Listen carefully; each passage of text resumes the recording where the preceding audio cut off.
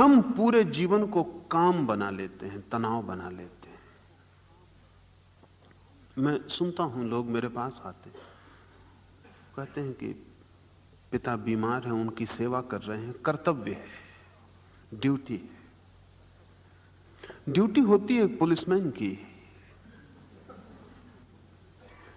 कर्तव्य होता है एक नौकर का, बेटे का कर्तव्य नहीं होता।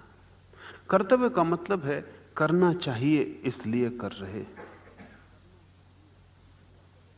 लेकिन अगर पिता की सेवा करना कर्तव्य है तो फिर सेवा एक पत्थर की तरह छाती पे पड़ जाएगी। और भीतर मन के किसी कोने में यह भाव अगर आना शुरू हो जाए तो यह मत समझना कि यह भाव कहां से आ रहा है, कि यह पिता समाप्त हो जाए तो अच्छा। हालांकि आप कहेंगे कि यह बुरा विचार कहां से आ रहा है, यह नहीं आना चाहिए, आप इसको प्रकट भी ना करेंगे। लेकिन जिस दिन आपने सेवा को कर्तव्य माना, उसी दिन इस विचार का बीज भी आपने बो लिया अपने भीतर। यह कोई और नहीं ला रहा है, क्योंकि जहां कर्तव्य है वहां से छुटकारे का मन होगा। लेकिन पिता की सेवा अगर कर्तव्य ना हो तो बोझ नहीं होगी। और तब सच तो यह है कि पिता की सेवा करते वक्त पहली दफा आपके जीवन में वो फूल खिलेगा जिसका अर्थ पुत्र होना होता है, नहीं तो वो फूल कभी नहीं खिलेगा। पिता आपको जन्म देके पिता नहीं हो जाता, और आप किसी से जन्म पाके पुत्र नहीं हो जाते।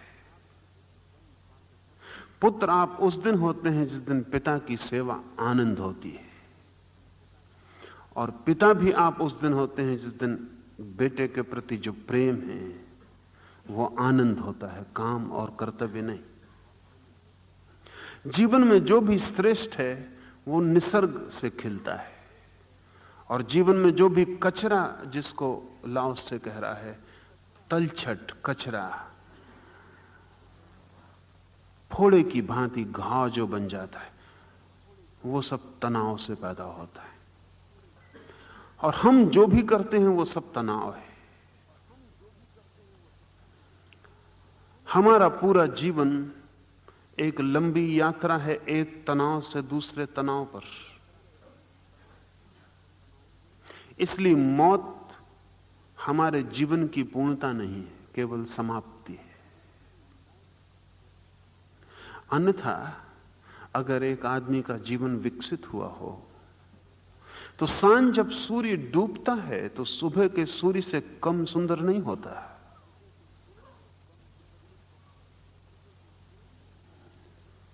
सांझ के डूबते हुए सूर्य का सौंदर्य भी वैसा ही अनूठा होता है जैसे उगते सूर्य का। लेकिन आदमी का उगता हुआ सौंदर्य अलग होता है, डूबता हुआ सब कुरूप हो जाता है। आदमी के जीवन का सूर्यास्त क्यों सुंदर नहीं है? जिंदगी एक तनाव की यात्रा है, तो हम समाप्त होते हैं मृत्यु में, पूर्ण नहीं होते। धार्मिक व्यक्ति के लिए मृत्यु पूर्णता है, अधार्मिक व्यक्ति के लिए सिर्फ अंत, सिर्फ समाप्ति।